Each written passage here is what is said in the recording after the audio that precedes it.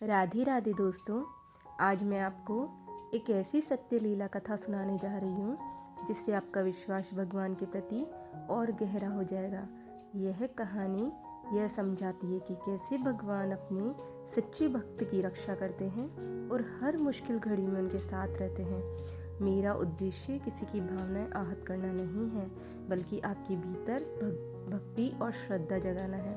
तो ध्यान लगाइए, दिल खोलकर सुनिए और महसूस कीजिए कि कैसे कन्हैया की ममता किसी नामुमकिन पल में भी काम आती है। आरती जी की यह कथा उनकी ज़िंदगी में सच्ची हुई एक घटना है। आरती जी लड्डू गोपाल की बड़ी भक्ति करती थी। उनके घर में लड्डू गोपाल को बच्चा सा अपनाया गया भाई माना जाता है।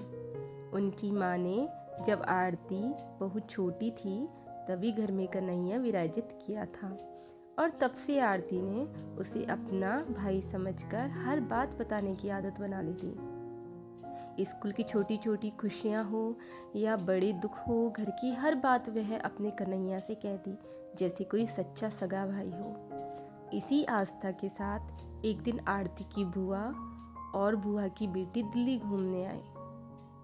पूरा हफ्ता गुजर चुका था।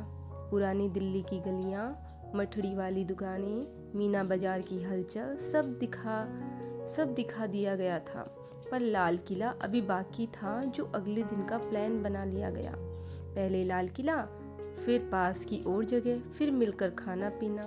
सब कुछ सामान्य था, पर माँ ने कहा मैं आज नहीं चलूँगी, थकान है, तुम बुआ को घुमा दो। आरती का मन हुआ कि माँ को भी मैं ले जाऊँ, पर माँ ने मना कर दिया। थायराइड की वजह से चलने में दिक्कत हो जाती थी। आरती की आदत थी घर से बाहर निकलते समय वह अपने लड्डू गोपाल को अवश्य बताती, भैया हम जा रहे हैं, जल्दी लौट कर आएंगे, तुम्हारे लिए कुछ लेकर आऊँगी। छोटे छोटे भक्तों जैसी वह बातें अब जवानी में भी उसी श्रद्धा से करती थी। और उसी दिन जब सब तैयार होकर निकलने लगे, आरती के मन में एक अजीब सी बेचैनी आ गई। कुछ कहना था पर शब्द नहीं बन पा रहे थे। बुआ ने बोला, चलो लाल किला चलते हैं, शायद रात हो जाए तो वहाँ वापस से आना मुश्किल हो। आरती का भी दिल में इच्छा हुई, पर अचानक उसने कहा, नहीं, चलो पहले मुझे मंदिर ले चलो, लड्डू को प्रणाम कर दूं। और यूं ही भगवान की लीला, वे लोग कालका मंदिर व लोटस टेम्पल गए। वहाँ का सन्नाटा, दर्शन में मिली शांति, और इतनी जल्दी आधे घंटे में सब कुछ हो गया। काश यही बात उनकी रक्षा बन गई। अगर आरती और उनकी बुआ सीधे मेट्रो से लाल किले की ओर जा पड़ी होती, जो कि उनका पहला प्लान था, तो शायद किस्मत कुछ और ही लिखती। पर उन्होंने मंदिर जाना चुना। थोड़ी देर वहीं रुकी और शायद वही 10-15 मिनट उनकी ज़िंदगी बदलने वाले थे। जब वे फिर लाल किले पहुंची तो वहां का माहौल पहले जैसा नहीं दिखा। अचानक तेज आवाज़ें, भगदड़ की चीखें, अफरा तफरी। मेट्रो स्टेशन के पास एक धमाका हुआ और उसी के आसपास जो लोग थे वे उसी समय मुश्किल में फंस गए। आरती और उनकी बुआ, जो थोड़ी देर मंदिर में रुक कर आई, उसी समय मेट्रो से बाहर नहीं निकली। वे समय से पीछे थी। फ़ोन नेटवर्क काम नहीं कर रहा था, लोग समझ ही नहीं पा रहे थे कि क्या हुआ।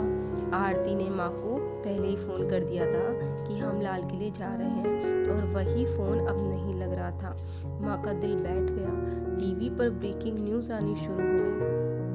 घर में सांसें थम सी गई। माँ बार बार भगवान का नाम लेती रही, कन्हैया आरती पर नज़र रखो, उसे सुरक्षित रखो। वही माँ की चिंताएं, वही मन की पुकारें और वही आस्था जिसने आरती की रक्षा की। आरती और उनकी बुआ मुश्किल से वहाँ से दूर जाकर किसी तरह कैब पकड़ी और घर पहुँची।